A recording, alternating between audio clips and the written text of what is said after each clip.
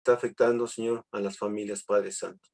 Sabemos, oh Dios, que por la causa de nuestro pecado, Padre eterno, no hemos sabido convivir con nuestras esposas, con, con nuestro prójimo, Padre, que está en casa. En ese momento, Señor, te quiero rogar, principalmente por las familias de la Iglesia de Jesucristo, la respuesta.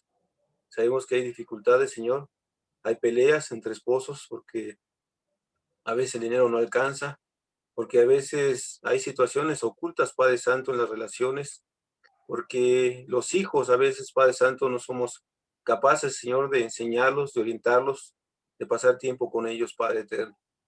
Yo quiero rogarte, Señor, queremos rogarte que tú sigas siendo con cada uno de nosotros, con los varones, con las mujeres, Padre, que podamos ser esas hombres y mujeres, Señor, que puedan eh, llevar el hogar por el camino que tú nos has trazado, oh Dios, que nos permita, Señor, cuidar de nuestras esposas y que nuestras esposas puedan cuidar de nosotros, Padre eterno.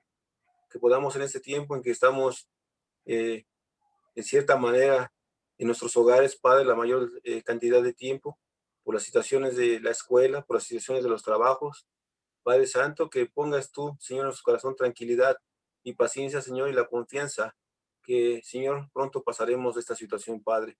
Que tú alejarás este virus, oh Dios, que nos vas a permitir, Señor, encontrar la vacuna para poder vencer a este virus, Padre. Pero que saliendo de esto, Padre, podamos comprender esas situaciones que estamos aprendiendo, Señor, que es volver al hogar, volver a convivir como familia, Padre, de alejar los celulares, Señor, de nuestras manos y poner las Biblias en nuestras manos, oh Dios. Cada día podamos meditar más en tu palabra, Señor, y cada día podamos acercarnos más a nuestros hijos, escucharlos, escuchar a nuestras esposas, Padre, y que ellas nos puedan escuchar a nosotros.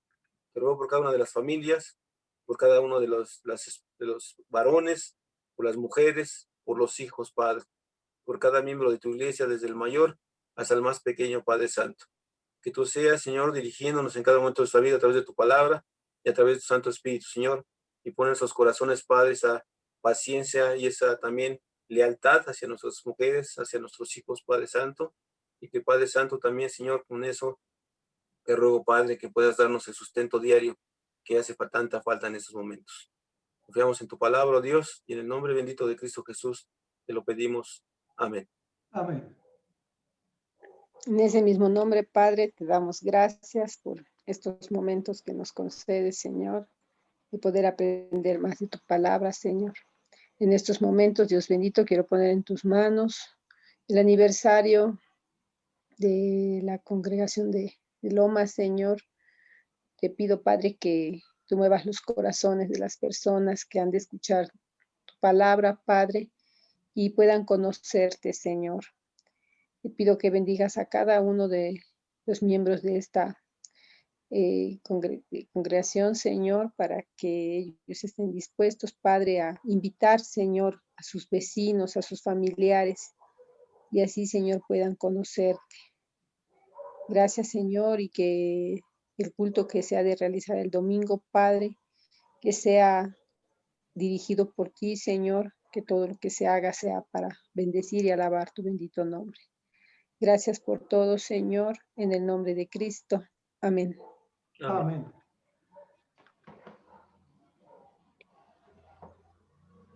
Vamos a entonar otro himno, hermanos, el 323, para la gloria de nuestro Dios. Himno 323. Oh, cuán dulce es fiar en Cristo.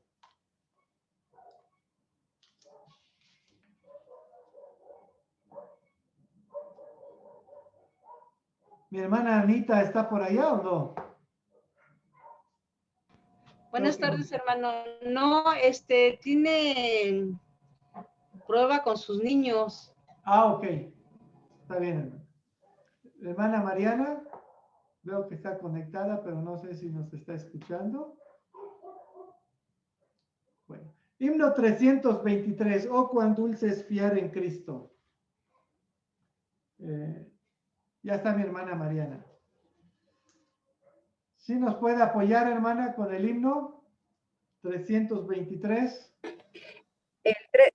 El 323, hermano. Ajá.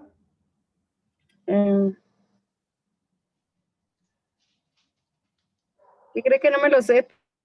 El 322. Perdón.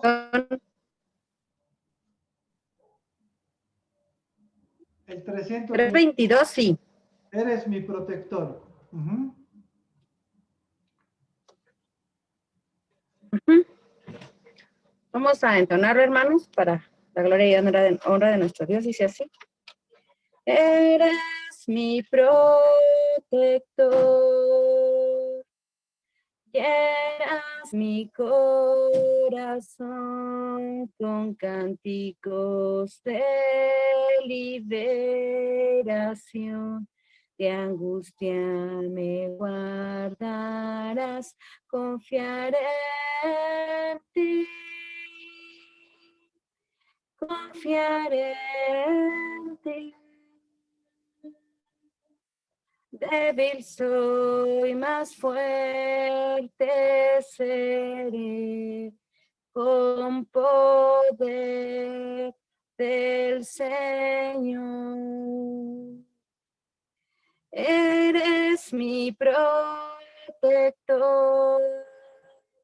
llenas mi corazón con cánticos de liberación. De angustia me guardarás, confiaré en ti. Confiaré en ti. Débil soy, más fuerte seré, con poder del Señor. Amén, para la gloria y honra de nuestro Dios. Amén. Gracias, hermana Mariana. Vamos a leer la palabra de nuestro Dios. Les invito a que la abran en el libro de Hechos, hermanos. Ya estamos en el capítulo, bueno, al final del capítulo 9. Y bueno, vamos a reflexionar un poquito sobre estos versículos. Vamos a leer la palabra de nuestro Dios, un versículo. Cada una de las personas que voy a nombrar, los que no han participado. Vamos a leer Hechos, capítulo 9, versículos 32 al 43. Repito, Hechos 9, 32 al 43. Y vamos a leerlo, un versículo cada quien, empezando con mi hermano Brian. Todos siguen con la vista la lectura, hermanos. Hermano Brian, por favor, el versículo 32. Hermana Sara Martínez, el 33.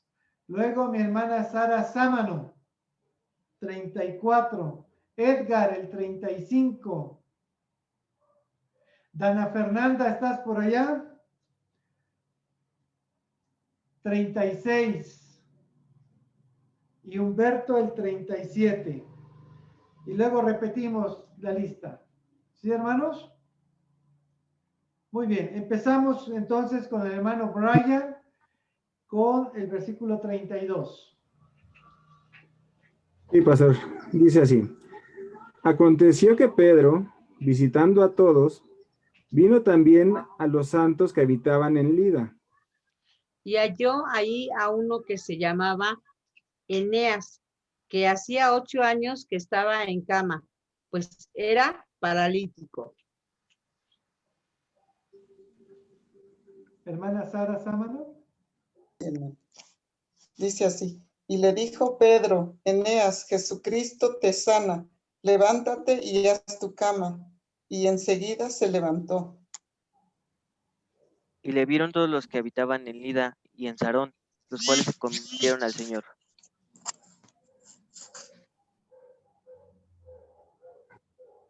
Voy a leer el 36. Había entonces en Jope una discípula llamada Tabita, que traducido quiere decir Dorcas.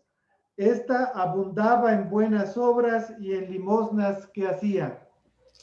Y aconteció que en aquellos días enfermó y murió. Después de lavada, la pusieron en una sala. Y como Lida estaba cerca de Jope, los discípulos, oyendo que Pedro estaba allí, le enviaron 2 hombres a rogarle: no tardes en venir a nosotros.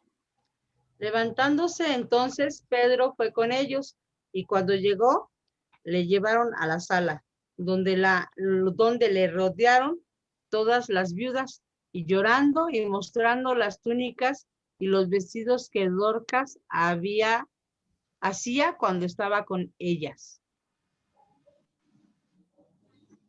Hermana Sara, su volumen, hermana.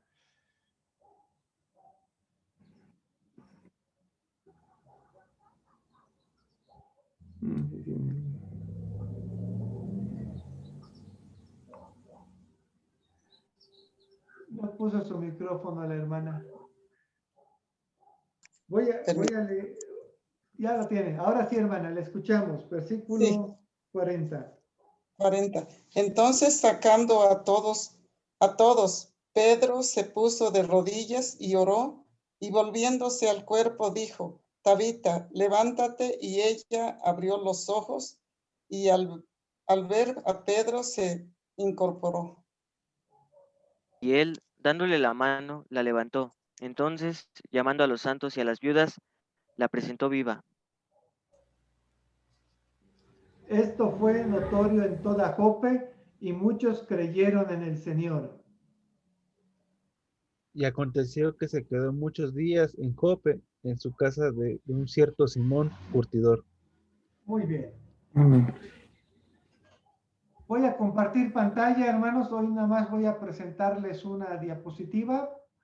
Les digo que ahora sí no me alcanzó el tiempo para hacer las diapositivas que normalmente les presento. Y bueno, ¿dónde está? Ok. Bien. Esta diapositiva ya la habíamos visto anteriormente cuando vimos el viaje que se hizo a Damasco, ¿se acuerdan? Bien, entonces, ahora Pedro nuevamente está digamos, en Jerusalén, ¿verdad? Y Pedro va a iniciar una labor importante. Visitar a las iglesias que están en Lida, en Jope. ¿Sí? Aquí vamos a encontrar a Lida, que si recordamos, ¿verdad? Es parte en el Antiguo Testamento de la región de los filisteos. Y aquí está, de este lado, Jope. Entonces están algo cercanas. Entre Lida y Jope hay unas 3 horas de camino, así lo refieren. No sé a qué velocidad caminaban, ¿verdad? Pero si nosotros caminamos eso, a lo mejor nos llevamos 6 horas, no sé. Pero bueno, de Lida a Jope hay 3 horas de camino. ¿Sí? Y se cree que en estos pueblos, según los historiadores y los comentaristas, es donde estuvo predicando el diácono Felipe. ¿Se acuerdan de Felipe? Que había predicado en estos lugares. Bueno, así como Pedro había ido, digamos, a Samaria, también va a estos lugares. Entonces, vean cómo aquí está señalado en color azulito, si lo alcanzan a ver. Ajá. Hay un contorno azul. Y eso significa que esa región pertenecía al dominio de los judíos. El Imperio Romano le había cedido esos territorios para que los judíos lo administraran. Sin embargo, son lugares de pueblos gentiles. Entonces, vemos que también Lida y Jope se encuentran en la llanura que se conoce como la llanura de Sarón. ¿Sí?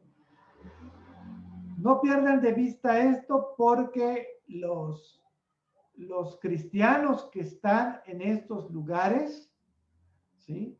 Pueden ser cristianos judíos, pero también cristianos gentiles, aquellos que conocieron el evangelio por la labor evangelística de Felipe. Bien, entonces el apóstol Pedro, estando en Jerusalén, ¿verdad? Tiene el propósito de visitar a los santos. Algo parecido a lo que hacía el apóstol Pedro, ¿verdad?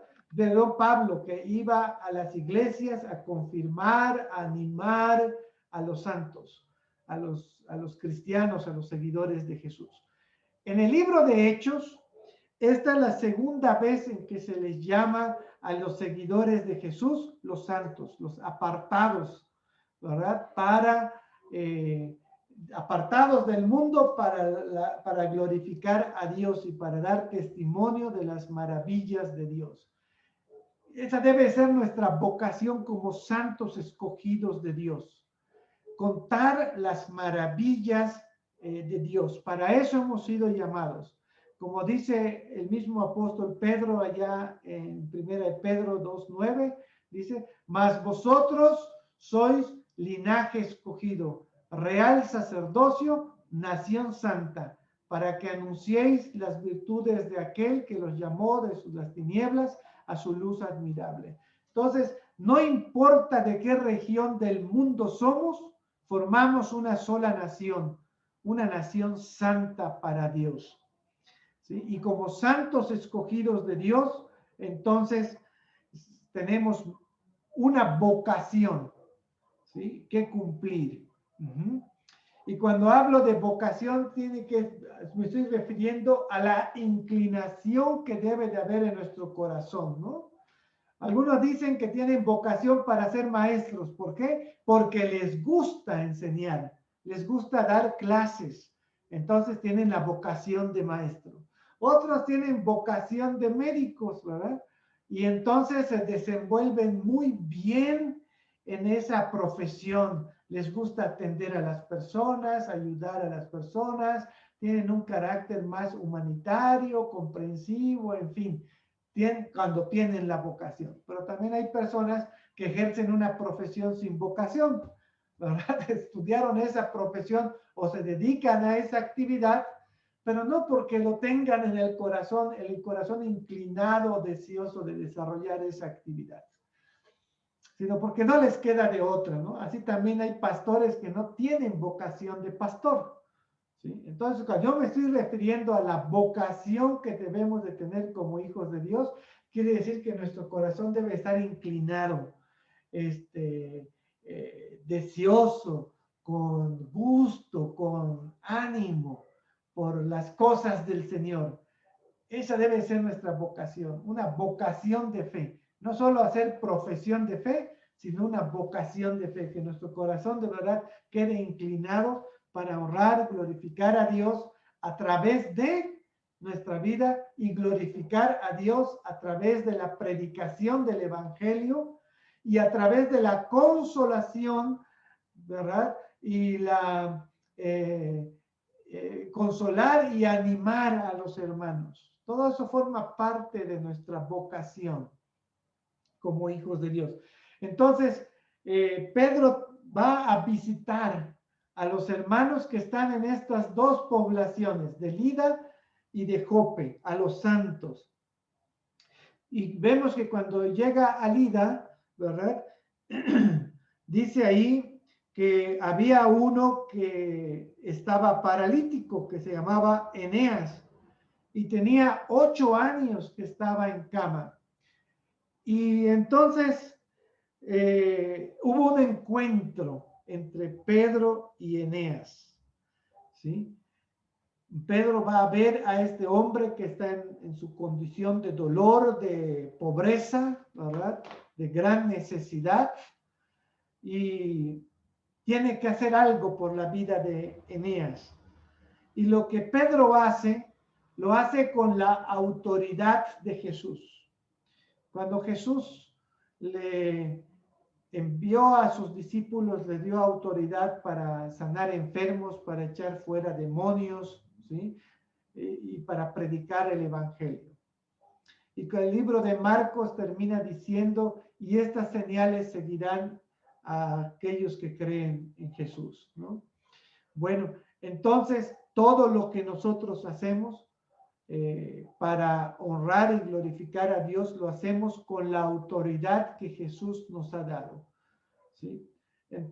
Y debemos reconocer siempre, en primer lugar, a Cristo, a Jesús. Y es lo que hace el apóstol Pedro. Pedro no sana al enfermo en su nombre, lo sana en el nombre de Jesucristo. Y le dice, Jesucristo te sana. Y le dice ahora, bueno, levántate y haz tu cama, ¿sí? La palabra que aquí se traduce como cama, bien puede ser también mesa, ¿no? Pero es más lógico traducirlo como cama porque se entiende que está él allá reclinado en un lugar acostado. Y le dice, levántate de este lugar y haz tu cama. Esa es la indicación que da el apóstol Pedro. Levántate y haz tu cama, ¿sí? Y enseguida él se levantó. Y vean ustedes que no sabemos, no dice la palabra de Dios que Eneas sea un cristiano. Dice que Pedro fue a visitar a los santos. Podemos deducir que uno de esos santos era Eneas, aunque no estamos totalmente seguros de ello. Sin embargo, es sanado en el nombre de Cristo Jesús. Y lo que resulta de esa sanación es que los que habitaban en ese pueblo, dice, en Sarón, se convirtieron al Señor. Esta, digamos, forma de actuar de Cristo o del Espíritu es común en el libro de los Hechos. Lo fue en los Evangelios y ahora en el libro de los Hechos.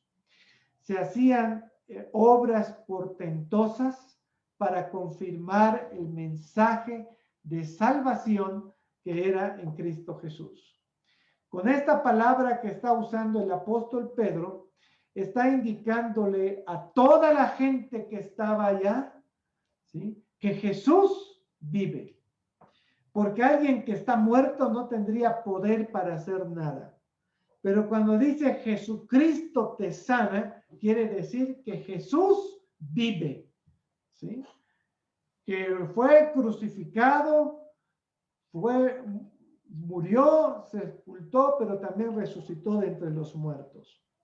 Y eso sirvió como una experiencia en la vida de los habitantes de Lida, que quizás habían escuchado de las maravillas de Jesús. Y ahora lo que estaba sucediendo a través del acto de Pedro es primero mostrar que las maravillas de Dios continúan, que Dios tiene su mano extendida en favor de la iglesia, por la iglesia y en beneficio de aquellos que todavía no han venido a los pies de Cristo. Dios mantiene su mano extendida. ¿Qué quiere decir eso? Que el favor de Dios está con nosotros hoy día también. Si nosotros recordamos el último capítulo de Hechos, nos damos cuenta que la historia de Hechos nunca terminó, ¿sí? Como que deja abierta la historia para que continúe.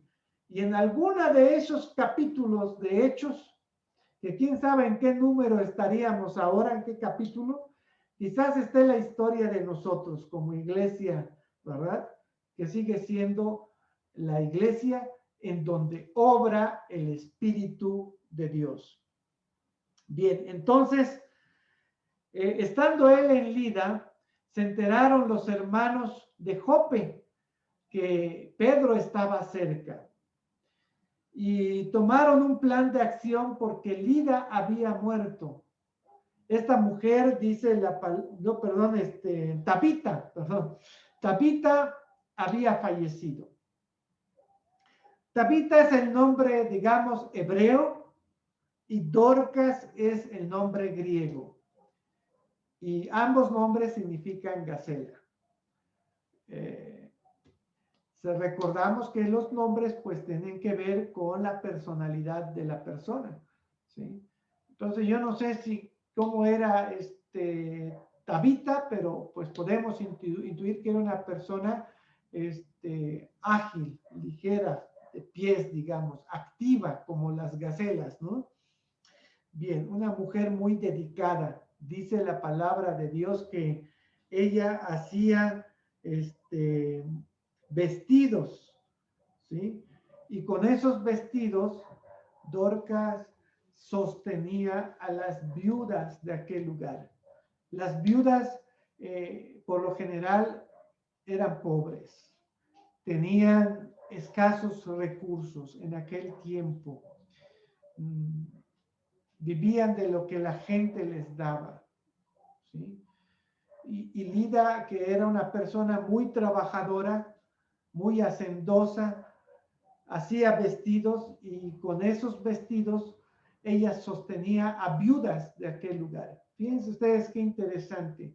A veces en las iglesias o algunos líderes de la iglesia se oponen a la labor social porque dicen que se malacostumbra a la gente a darles beneficios.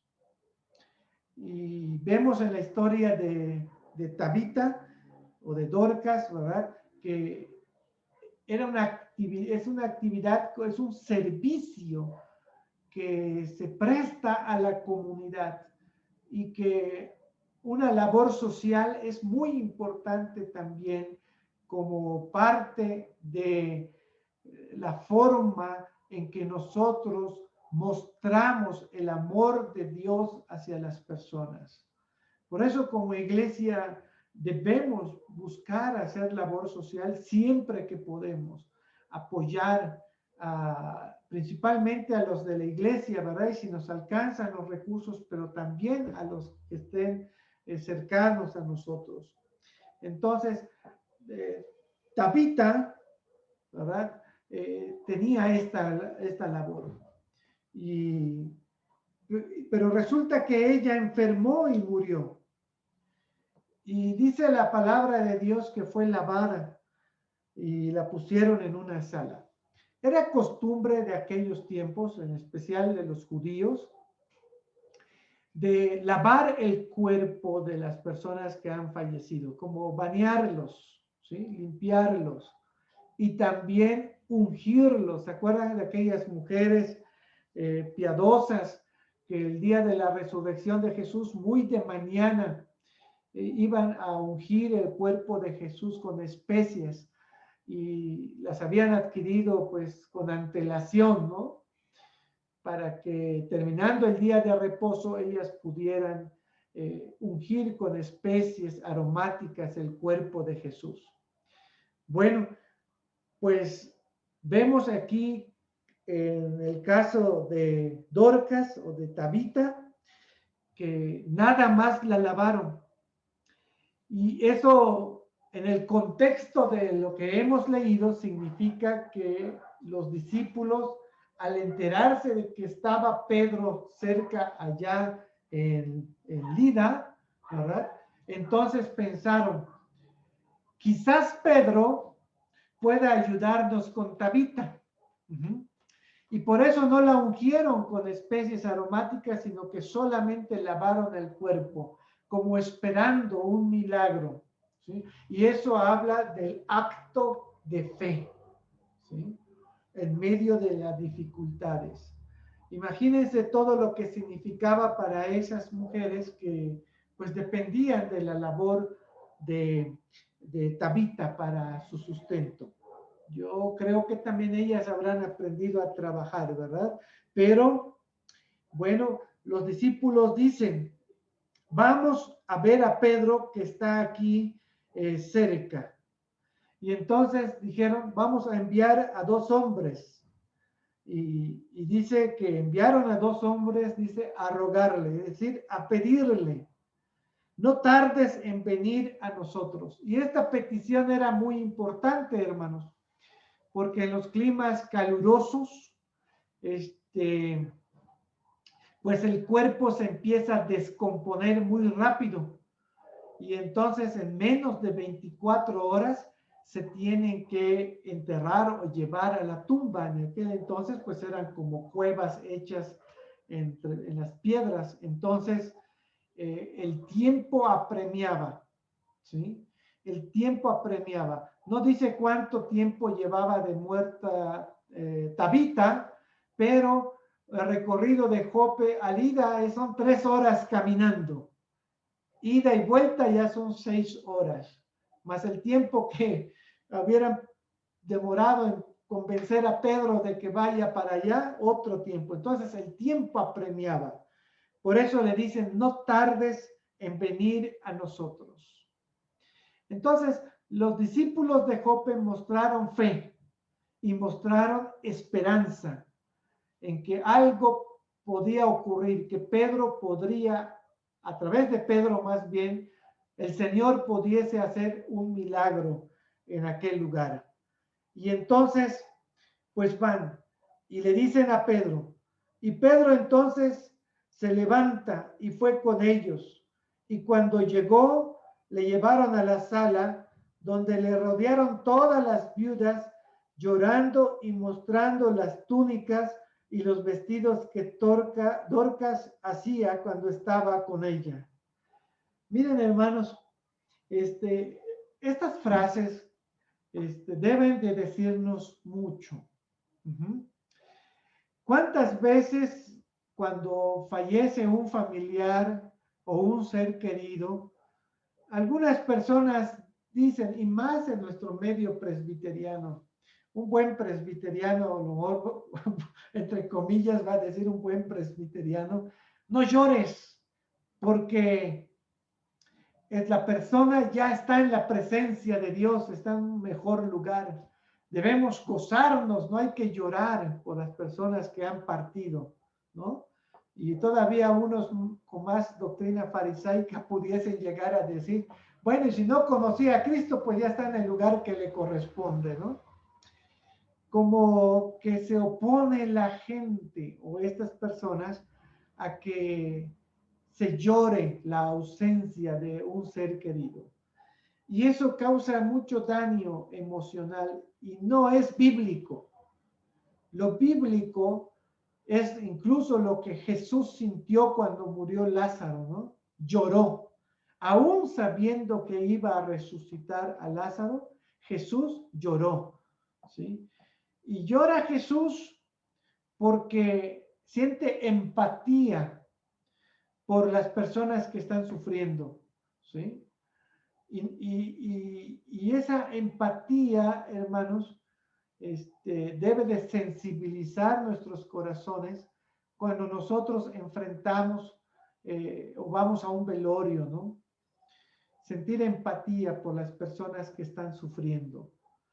Y algunos pueden manejar la pérdida o el luto, digamos, de una manera más tranquilos, y otros viven el luto de manera más expresiva, digamos, o incluso pueden vivir su luto por varios meses. Yo conozco hermanos o hermanas de las iglesias que en poco tiempo superan el luto, pero hay personas que se duran meses, hermanos, o años, porque ha sido muy dolorosa la pérdida. Y es válido como seres humanos vivir nuestro luto. Y cuando escuchemos a una persona que esté teniendo su momento de luto o expresando sus sentimientos, hermanos, comprendamos, seamos empáticos. No usemos palabras duras como para decir, mira, eso ya pasó hace meses, ya supéralo, tu hijo, tu hija, tu ser querido ya está con Dios, ya supera esas cosas. Esas expresiones no son correctas. Debemos acompañar a las personas, comprenderlas en su dolor. Y estas viudas estaban llorando porque les dolía la partida de Tabita, una mujer muy querida allá en esa comunidad. Entonces Pedro recuerda lo que hizo el Señor Jesús, ¿sí? Cuando la hija de Jairo, ¿sí? Cuando falleció y entonces él llega a la casa y saca a todos los que están dentro de la casa y se queda solo con aquella niña y le dice, Talita Kumi. Esto es, niña, levántate. Talita Kumi. Niña, levántate, dijo el Señor Jesús. Y ya sabemos que la niña resucitó, ¿sí? Y Jesús luego toma a la niña y la lleva con sus familiares y les dice, denle de comer. Bueno, pues entonces Pedro quizás recuerda esa experiencia, esa enseñanza que tuvo con Jesús, ¿verdad? Y entonces entra, saca, dice que salgan todos de la sala y se queda solo. Y se pone de rodillas y ora. Vean esto interesante, hermanos. A diferencia de lo que Jesús, ¿verdad? hizo, Jesús no oró, pero Pedro tuvo que orar. ¿Por qué? Porque está encomendando en las manos de Dios el acto o el milagro. Si es que hay milagro o está en la voluntad de Dios que se haga esto, ¿verdad? Entonces será Dios quien obre, ¿sí? Hoy día se hacen campañas de milagros, ¿verdad? Va a haber una campaña de milagro aquí y ahí van los enfermos y se hace oración y que sanan o no sanan. Eso no es bíblico. Lo bíblico es que se ore con humildad, pidiendo la voluntad de Dios. Y si Dios ha de rescatar a aquella persona, la ha de rescatar. Pero aquí la cosa era más, digamos, difícil. La persona estaba muerta. Tabita había muerto. Y entonces Pedro no toca el cuerpo, sino que se voltea hacia donde está el cuerpo después de haberse arrodillado y orado y dice, Tabita, levántate. No es Talita Kumi, Talita Kumi que dice niña, levántate. Aquí es Tabita, levántate. Y ella abrió los ojos y al ver a Pedro se incorporó. Imagínense ese momento, hermanos, tan especial. ¿Sí? En el caso, pues no sé cuántas horas había pasado que esta mujer había fallecido, pero el cuerpo se va descomponiendo. Sin embargo, eso no es un impedimento para que Cristo obre poderosamente para volver o regresar a la vida a Tabita. Y aquí se pueden preguntar ustedes muchas cosas.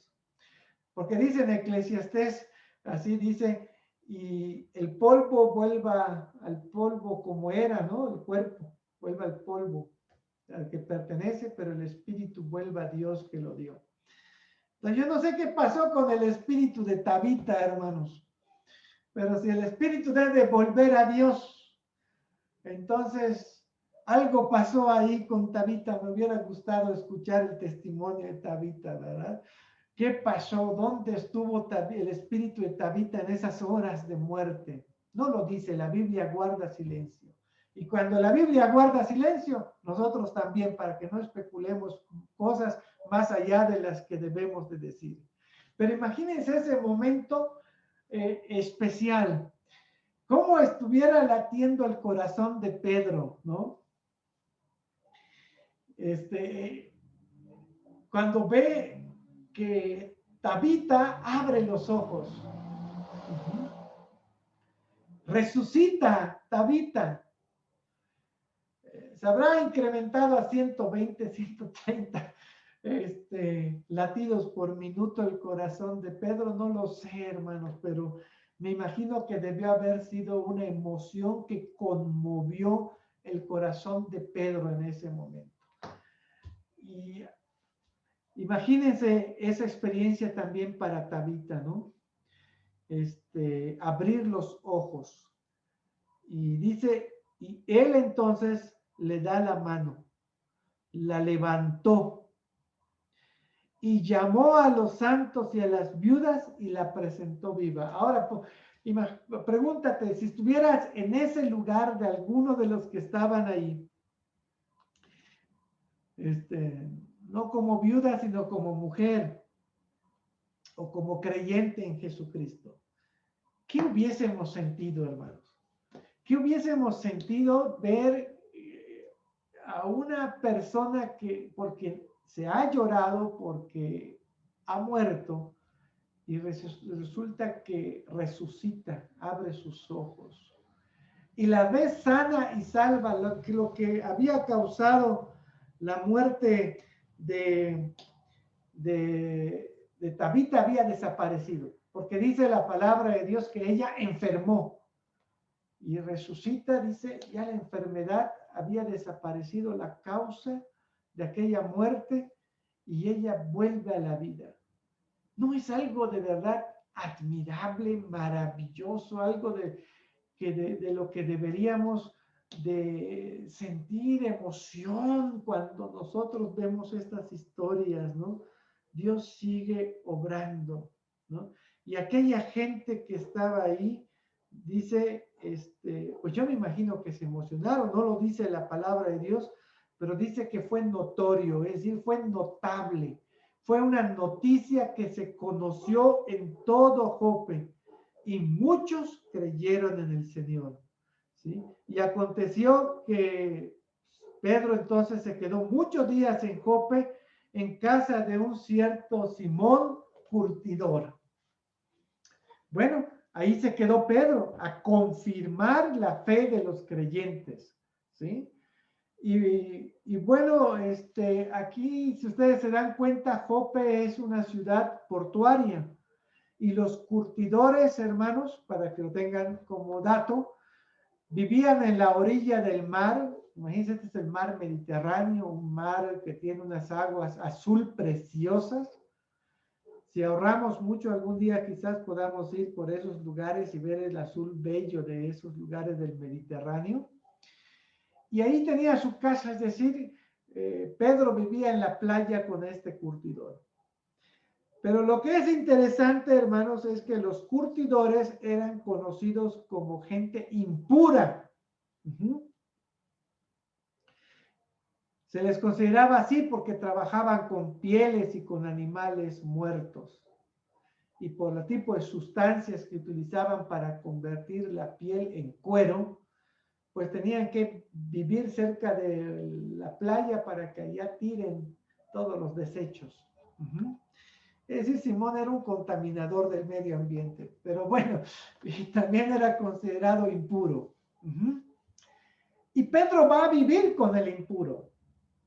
Va a vivir con aquel que, digamos, en la costumbre de aquella época de los religiosos, es una persona que hay que alejarse de ella, ¿no? Por el tipo de trabajo que hace. Pero el apóstol, el discípulo de Jesús, el enviado de Jesús, no puede hacer distinciones como tampoco la hace Dios. No, Dios no hace acepción de personas. Y vemos a un Pedro viviendo por muchos días en casa de alguien que pudiese ser considerado un impuro, un inmundo, alguien intocable. Y este es un mensaje muy importante, porque aquí se está hablando del preámbulo, digamos, de la apertura de la iglesia a todo tipo de personas. ¿Sí? Más adelante vamos a ver la historia de Cornelio, el gentil, pero con Simón, con Eneas y con Tabita vemos que ya empieza la apertura más, digamos, más apertura hacia los gentiles, hacia la zona de los gentiles, porque entonces empieza a verse, por ejemplo, que se resucitan personas en los territorios gentiles. Antes solo eran Jerusalén. Se les sana cojos o enfermos fuera de los territorios, digamos, de la tierra de Palestina, ¿no? Entonces, esto habla de la apertura que Dios tiene para todo tipo de personas. Hoy día hay personas que nosotros podemos considerar en ese rubro, ¿no? Teniendo un pensamiento que le llaman clasicista, separar a las personas por clases, ¿no? Quizás las personas menos apreciadas o más comentadas en la sociedad, digamos, pueden ser, por ejemplo, las prostitutas o los homosexuales, ¿no? O no sé, no sé si ustedes conocen a alguien que trabaja en un cementerio, ¿no? Y yo conocí a alguien que era sepulturero, le llaman en mi tierra, ¿no? Que se encarga de sacarlos, de enterrar a los muertos y luego cuando llega el tiempo saca los huesos, los mete en las urnas y si no están los familiares los meten en postales y lo ponen en un lado por allá. Y yo recuerdo muy bien que nadie quería convivir con ese pobre señor, ¿no? Como que es un apartado de la sociedad. Entonces, las sociedades actuales generan clases, categorías de personas, desde el más digno hasta el menos digno.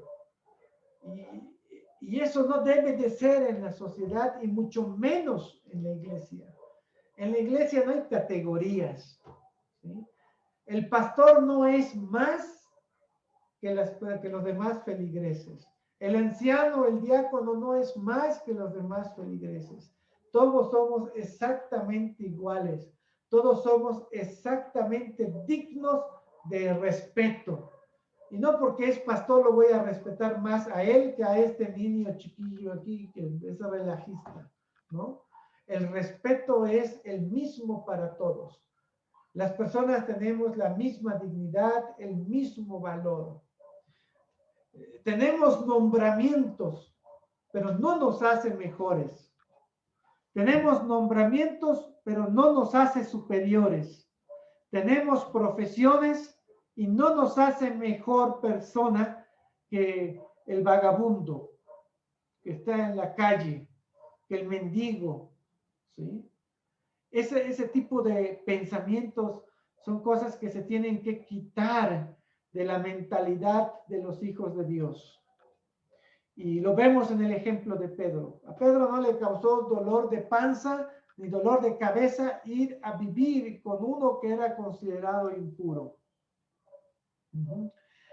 Así también nosotros, hermanos, no nos debe de causar dolor de cabeza el convivir, el tratar amablemente, con respeto, con honor a cualquier tipo de personas, a cualquier tipo de persona, ¿sí?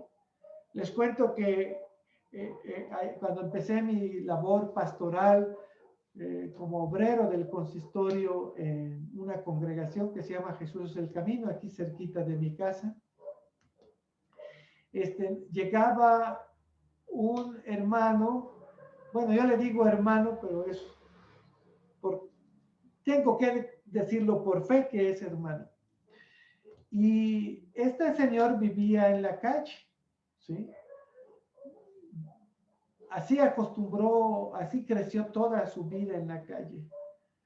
Y conoció a un estudiante seminarista que le habló del evangelio. Y pues él pues consumía mucho cemento, mucho tiner, y entonces su cabecita se dañó. Pero él, digamos, frecuentemente iba a la iglesia. Y como una persona que vive en la calle, hermanos, ¿cómo se la imagina? ¿Sí? ¿Cómo se imagina que está su ropa, su aseo personal, ¿no? Bueno, pero pues esta persona, hermanos, llegaba a la iglesia y cuando llegaba, pues nosotros le dábamos de comer y todo, ¿no? Pero un día llegó y pues tenía diarrea y le había ganado, hermanos. Yo no sé cuántos días había pasado así,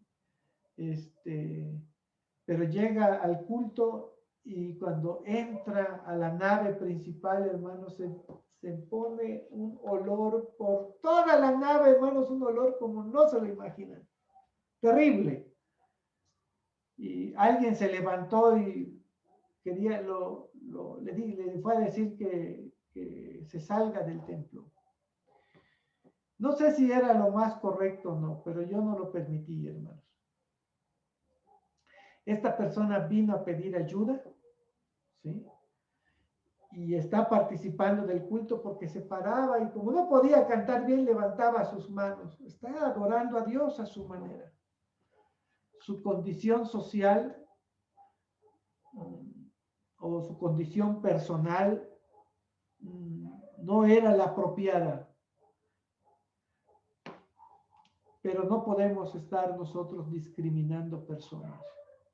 Terminó el culto, se le consiguieron toallas, jabón, champú, ropa nueva, y allá en el baño del templo se aseó, se bañó bien, se secó, se le dio de comer. Era un hermano que no le gustaba vivir en la casa porque ahí había habitaciones para darle. Pero él dice, no, yo no quiero vivir aquí, yo vivo en un coche allá en la calle. Pero hermano, aquí tiene una habitación. No, yo no quiero aquí, yo quiero, le gusta. Así creció viviendo en la calle. Y les comento esta experiencia, hermanos, para que nos vayamos quitando cualquier cosilla que tengamos allá de predisposición en contra de las personas. Debemos de ver a todos con el mismo respeto y honrar a todos por igual, ¿sí? Ese es el principio que Jesús nos enseñó, hermanos. Y ese es el principio con el que tenemos que vivir en la iglesia. Bueno, no sé si alguien quiera comentar algo o compartir alguna experiencia, hermanos. Tenemos un momento para eso.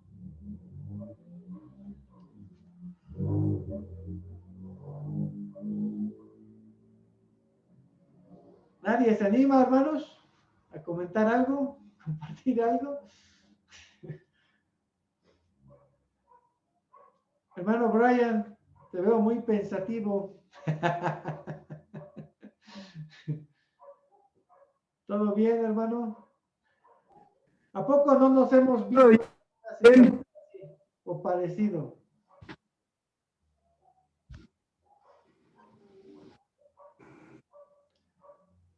No sé si estás hablando, Brian, pero no te escuchamos. No, nada. Ok. Miren, hace el año pasado, no sé, unos meses atrás, ¿no? Tuvimos la experiencia de unos muchachos, un muchacho especialmente que llegaba a la iglesia, o han llegado muchachos en la iglesia en condiciones impropias, ¿sí? Y a veces como dicen los chavos, o decíamos cuando estábamos más chavos, nos saca de onda, ¿no? La forma en que llegan, como que no, o lo que hacen dentro de la iglesia y nos perturba. Debemos de ser maduros para tratar con esas personas. Claro que si llegan y causan escándalos ahí, hay que evitar ese tipo de cosas, ¿no? Pero como iglesia debemos tener los brazos abiertos siempre, hermanos. Tener los brazos abiertos, tratar con mansedumbre, con sabiduría, con paciencia y en el amor de Cristo a todas las personas que lleguen a nuestra iglesia. ¿Sí? Porque de lo contrario se van a ir con un mal sabor de boca y van a decir, no, pues ahí ni me recibieron bien, me trataron mal, los cristianos son así, dicen que hay que amar al prójimo, pero yo no me sentí amado, al contrario, me segregaron, me hicieron a un lado, ¿no? Entonces, ese tipo de cosas hay que evitarlas dentro de la iglesia, ¿no? Y tener siempre los brazos abiertos y con sabiduría tratar las cosas. Muy bien. No sé si hay algún comentario, hermanos. ¿No? Se quedaron callados.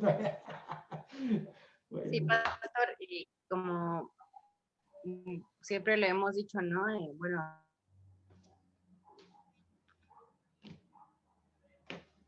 que se lleven las personas es con la que se van a quedar.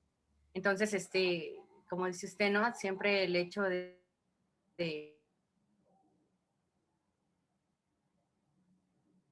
hermanita de la iglesia nos pasó una experiencia precisamente en iglesia.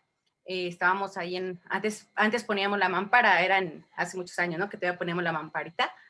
Y estábamos ahí platicando y de repente vimos a un muchacho, bueno, ya un señor, un muchacho grande, venía un poco igual en mal estado, digo, no se veía tanto, pero algo porque se acercó a nosotros y llegó el olor, pero nos espantamos porque tenía como una cara muy recia y llegó así como, no agresivo, pero sí llegó así como que de tajo con nosotras y nos espantamos y nos metimos corriendo.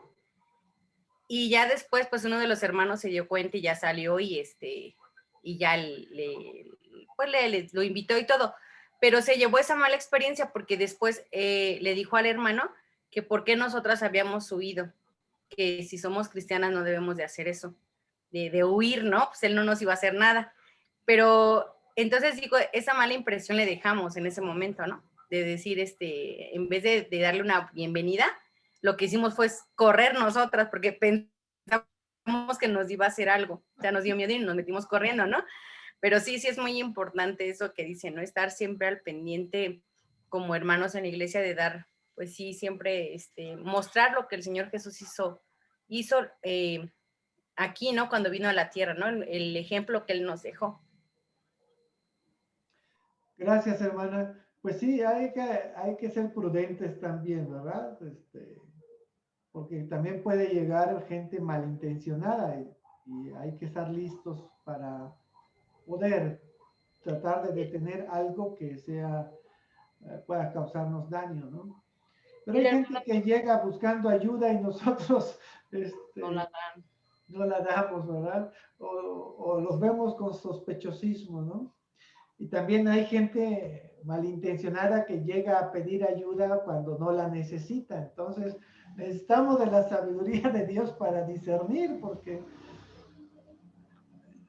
no sé, la experiencia nos dice, ¿no? Hay gente que llega a la iglesia y dice, mire, vine de tal lugar, aquí me asaltaron, me quedé sin dinero y necesito regresar a mi tierra, ¿no? Dice, pasan 6 meses y regresan a decir lo mismo.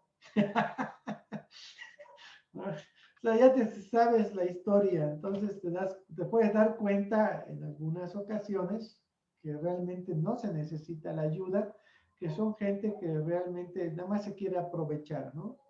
Pero bueno, hay que saber discernir, tenemos que ver todo, y si están las posibilidades, pues habría que ayudar, y si, ¿no? Pero habría que valorar, por eso es importante platicar con las personas para ir conociendo más de sus intenciones, quizás algunos que llegan a pedir ayuda. Pero bueno, sí se puede descubrir algunas cosas. Dice el pastor si se acuerda la vez que se robaron mi mochila. Ajá. Esa vez platicando con los hermanos, precisamente a mí me tocó orar por ese hombre que venía con su hijo, ¿no? Sí.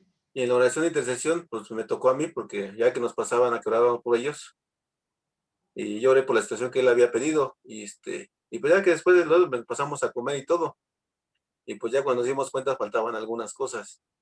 Sí. Pero pues ahora sí que está en las manos de Dios, ¿no? Así Ahí es. no fue mala impresión, pero de todos modos se llevó algo. Sí, pero ahí como dices, pues sí, Dios es justo, ¿no? Dios justo. Quizás ahí lo que necesitamos fue hacer es lo que venimos haciendo luego, ¿no? Ajá. No confiarnos. O sea, recibir a las personas, pero no, sí, ya lo recibimos familiarmente, ¿no? Toda mi confianza para ti, ¿no? Lo llevamos hasta la cocina para ver las cosas, no. Tampoco se trata de eso. Hay que tratarlos bien, ¿no? Pero no hay que ser confianzudos. Tanta confianza, ¿no? Sí, hay que tener precauciones, ¿no? Ok. Bien. Bueno, pues vamos a depositar nuestras ofrendas, hermanos.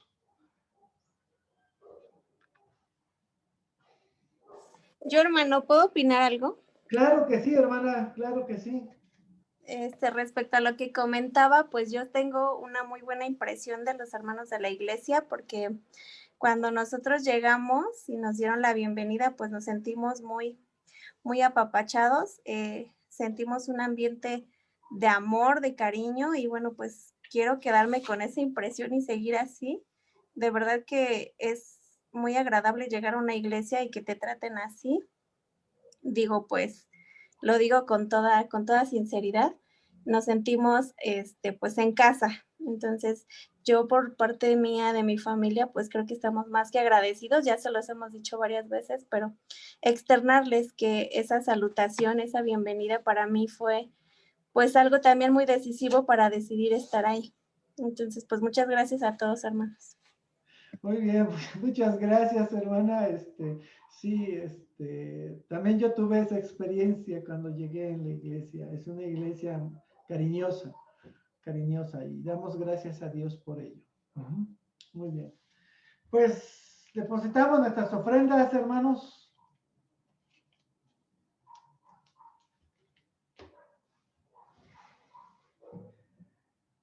Y aprovecho que está mi hermano Jairo, que no ha participado, no le he dado la oportunidad que haga la última oración, no la última oración. No me gusta decir eso, pero bueno. La oración final, más bien del devocional, consagrando las ofrendas. Acuérdense, ¿eh? No oramos por las ofrendas, las consagramos. Las ofrendas no necesitan nada, las consagramos. Ok. Vamos a consagrar las ofrendas y terminamos este momento, hermano. Vamos a orar, hermanos.